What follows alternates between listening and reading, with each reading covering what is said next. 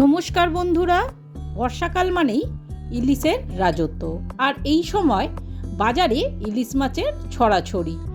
আর ইলিশের রেসিপি বলতে সবার আগে আমাদের যেটা মনে আসে ইলিশ ভাপা।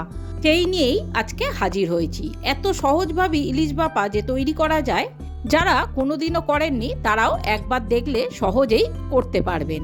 তাহলে চলুন বাঙালির সেরা ইলিশ ভাপার রেসিপিটি দেখে নিই।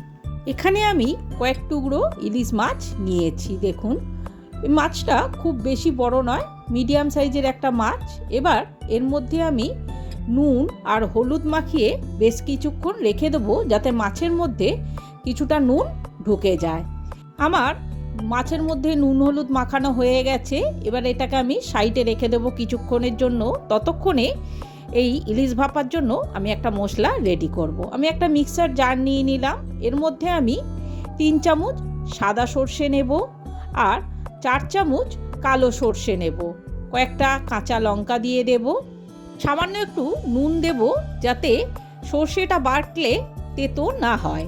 এবারে আমি মশলাটাকে মিহি করে বেটে নেব। আমার সর্ষেটা দেখুন খুব ভালো করে বাটা হয়ে গেছে, দেখতেই পাচ্ছেন। এবারে এটাকে আমি একটা বড় টিফিন বক্স নিয়ে নিলাম, যার মধ্যে আমি মাছটা ভাপাবো। তার মধ্যেই পুরো সর্ষে বাটাটা আমি এর মধ্যে ঢেলে দিলাম। দেব 1 চামচের একটু বেশি টক দই, সামান্য একটু হলুদ আর সামান্য একটু নুন দেব।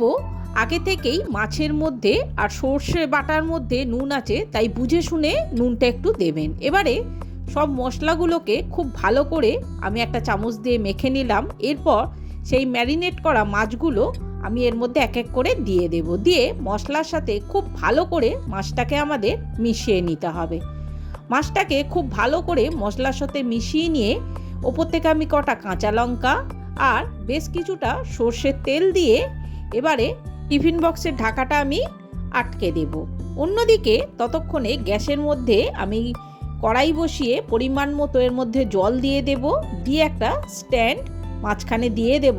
দিয়ে আরও কিছুটা জল দেব, যাতে স্ট্যান্ডটা জলের মধ্যে ডুবে থাকে। এবারে সেই টিফিন বক্সটা দিয়ে আমি এখানে চাপা দিয়ে দেবো। আমাকে এখানে 25 মিনিটের মতো আমি মাছটাকে ভাপিয়েছি। ভাপিয়ে এবার গ্যাসটাকে আমি অফ করে দিয়েছি। এবারে টিফিন বক্সটা ঠান্ডা করে আমি দেখুন ঢাকাটা খুলছি। দেখুন আমাদের ইলিশ ভাপা সম্পূর্ণ রেডি হয়ে গেছে।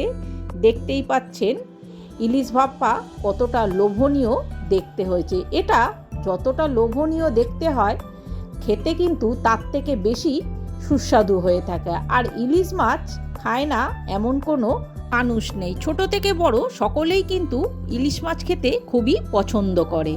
তাহলে বন্ধুরা, একবার হলেও আমার এই রেসিপিটি ট্রাই করুন। আর অবশ্যই আমার চ্যানেলটি সাবস্ক্রাইব করা না থাকলে সাবস্ক্রাইব করে একটা লাইক, কমেন্ট আর শেয়ার করে দেওয়ার অনুরোধ রইল। তাহলে ঝটপট বানিয়ে ফেলুন ইলিশের সেরা রেসিপি ইলিশ ভাপা। তাহলে বন্ধুরা, আজকের মতো আমার এই ব্লগটা আমি এখানেই শেষ করলাম। দেখা হচ্ছে আর একটা নতুন রেসিপির সাথে আরেকটি নতুন ব্লগে। ততদিন আপনারা ভালো থাকবেন, সুস্থ থাকবেন। নমস্কার।